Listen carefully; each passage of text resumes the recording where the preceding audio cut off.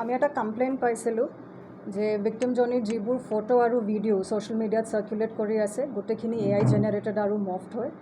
সেইটো কমপ্লেইণ্টৰ ওপৰত ডিপেণ্ড কৰি আমি এটা কেছ ৰেজিষ্টাৰ কৰিছোঁ। সেইটো কেছ যোৱাকালি ৰেজিষ্টাৰ হৈছে 12th of July under section 74, 75, 294, 351 subsection 2, 336 subsection 4 and 356 subsection 2 of BNS।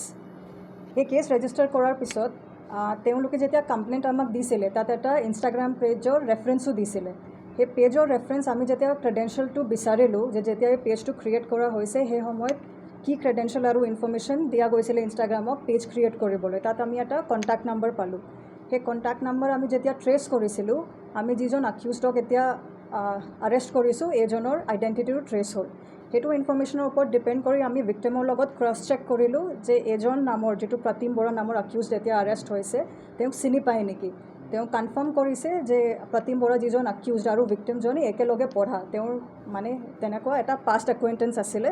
তো সেইটোৰ ওপৰত ডিপেণ্ড কৰি আমাৰ অকল ছাছপিশ্যনে নহয় কনফাৰ্ম হ'ল যে এজনে সেইবোৰ বস্তু কৰিছে, সেইকাৰণে তেওঁক আৰেষ্ট কৰা হৈছে। বাকী এতিয়া পৰৱৰ্তী ইনভেষ্টিগেশ্যন গোটেই আপোনালোকে বহুতো চিজ কৰিছে, চিজাৰো আছে ইলেক্ট্ৰনিক সামগ্ৰী, গতিকে এই তথ্যসমূহ কেনেধৰণে কি আপোনালোকে গোটেই তদন্ত প্ৰক্ৰিয়াত আপোনালোকে ভাবে যে আপোনাক হয়। এতিয়া আমি যিবোৰ বস্তু চিজ কৰিছোঁ তাত এটা লেপটপ আছে, দুটা মোবাইল ফোন আছে, হাৰ্ড ডিস্ক আছে, টেবলেট আছে, পেন ড্ৰাইভ আছে, কাৰ্ড ৰিডাৰ আছে আৰু কেইটামান চিম কাৰ্ড আছে।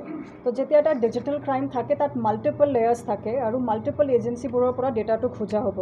সেইকাৰণে এতিয়া যিহেতু কেছটো অকল যোৱাকালিয়ে ৰেজিষ্টাৰ হৈছে, এতিয়া প্ৰিলিমিনাৰী ষ্টেজত চলি আছে। এই গোটেইখিনি যে তেওঁ কেইটামান ছফ্টৱেৰ ব্যৱহাৰ কৰিছে, AI ছাপ'জ ডিজায়াৰ এটা আছে, অ'পেন আৰ্ট আছে, মিড জাৰ্নি আছে, তেনেকুৱা কেইটামান AI ভিডিঅ' আৰু ফটোগ্ৰাফ জেনেৰেট কৰাৰ কাৰণে ছফ্টৱেৰবোৰ থাকে। তো এই গোটেইখিনি আমি ডেটাটো চিক কৰিম যে ই কি ক্ৰেডেঞ্চিয়েলৰ এইবোৰ ক্ৰিয়েট কৰিছে, ফেক প্ৰফাইল কিমানখিনি ক্ৰিয়েট কৰিছে, জিমেইল ID কেইটামান ফেক ক্ৰিয়েট কৰিছে, ইনষ্টাগ্ৰাম ৱেব পেজেছ আছে, তেনেকুৱা বহুত ধৰণৰ ইনফৰ্মেশ্যন আছে আৰু গোটেইখিনি এজেঞ্চি যিবোৰ ইয়াত ইনভলভ আছে চবৰ পৰা ডেটা খোজা হ'ব। বহু লোকে এইটোক আকৌ ফৰৱাৰ্ড কৰিছে বা তেওঁলোকৰ বেয়াকৈ কমেণ্ট কৰিছে গোটেই পষ্টবিলাকত, সেইসকল লোকৰ বিৰুদ্ধেও কেনেধৰণৰ আপোনাৰ তদন্ত বা ব্যৱস্থা গ্ৰহণ কৰা। যিটো প্ৰিলিমিনাৰী ইম্প্ৰেশ্যন সেইটো আছিলে তেওঁ অবচিন কণ্টেণ্টবোৰ আপলোড কৰিছে, নহয় জানো। তো অবচিন কণ্টেণ্ট আমি যেতিয়া এটা বস্তু চাওঁ ইণ্টাৰনেটত আমি আগত সেইটো অকণমান চিন্তা কৰিব লাগে যে ইনফৰ্মেশ্যনটো অথেণ্টিক হয় নহয়। আৰু যিবোৰ AI জেনেৰেটেড ইমেজ আৰু ভিডিঅ' থাকে তাত দেখা যায় মানে যদি আমি ভালকৈ চাওঁ বা মেটিকুলাছলি চাওঁ সেইটো হিউমেন ফিগাৰ যিটো থাকে AI জেনেৰেটেড তেওঁ দেখাটো আমি বুজি পাওঁ যে এইটো সঁচা নহয়, AI জেনেৰেটেড হ'ব পাৰে, কিন্তু আমি মানে ইমান চিন্তা নকৰোঁ। আমি ফটককৈ এটা কনক্লুজনত আহি যাওঁ যে যিটো ইনফৰ্মেশ্যন আমি পাই আছোঁ বা যিটো ফটো ভিডিঅ' চাৰ্কুলেট হৈ আছে গোটেইখিনি সঁচাই হ'ব। তো তেনেকুৱা মানুহবোৰ কমেণ্ট কৰিছে আৰু এতিয়া যেতিয়া আমি তদন্ত কৰি যাম আমি চাম এইটো তেওঁৰ ওপৰত কি ধৰণৰ একশ্যনটো ল'ব লাগে। What is the reason behind it? কিয় কৰিছিলে এইটো? গোটেই বস্তুটো কিয় কৰি আছিলে? ইণ্টেনশ্যনেলি কৰিছিলে নে এইটো পইচাৰ কাৰণে কৰিছিলে নে গোটেই কথাটো কি? যিটো আমি এতিয়ালৈকে তেওঁ ইণ্টাৰগেশ্যন পৰা গম পালোঁ he was only trying to do N harassment based on personal reasons. তেওঁলোকৰ কিবা পাষ্ট আছে সেইটোৰ ওপৰত ডিপেণ্ড কৰি সি হাৰাছমেণ্ট কৰি আছিলে।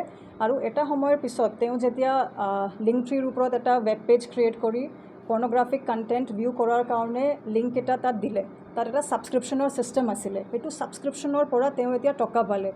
চ' as the crime continued she earn কৰাৰ আৰম্ভ কৰিলে আৰু সি এতিয়ালৈকে অলমষ্ট 10 lakhs মান এটা পালে গোটেইখিনি প্ৰচেছৰ পৰা।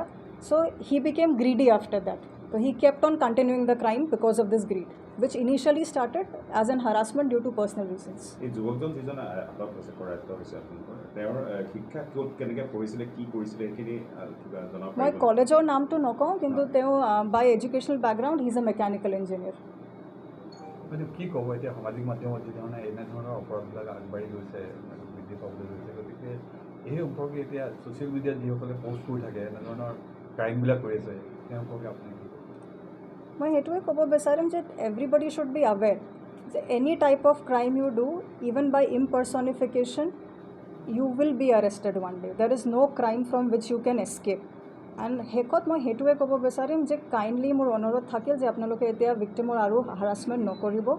Two protect the identity of the victim it is everybody's duty যে আমি এতিয়া গম পালোঁ যে গোটেইখিনি বস্তু ফেক হয়, AI জেনেৰেটেড আছে। So that is why I will issue a request to everybody not to further circulate any photo or video concerning the victim. Ma'am, It purely constitutes her harassment. Ma'am even মানে এতিয়াও আমি দেখি আছোঁ বিভিন্ন মাধ্যমত তেনেধৰণে ফটোখন ইউজ কৰি বা এনেধৰণে ইউজ কৰি এতিয়াও বা বাতৰি বা ইত্যাদি পোষ্ট দি থকা হৈছে সেই ক্ষেত্ৰত মানে কি ব্যৱস্থা লোৱাৰ সম্ভাৱনা আছে মেম এতিয়াও হৈ আছে কিন্তু আফটাৰ যিহেতু আগত মানুহে গম পোৱা নাছিলে তেওঁলোকে এনেকুৱা ভাবিব পাৰে যে এইটো সঁচা হয় but now that we have issued a press briefing and given a clarification যিটো কমপ্লিটলি ফেক আৰু AI জেনেৰেটেড আছে ইয়াৰ পিছতো যদি মানুহে চাৰ্কুলেট কৰে তাত বেয়া কমেণ্ট কৰে ফটো ভিডিঅ' আৰু ভিক্টিমৰ যদি হাৰাছমেণ্ট হয় what ever is the necessary legal action it will be taken against everybody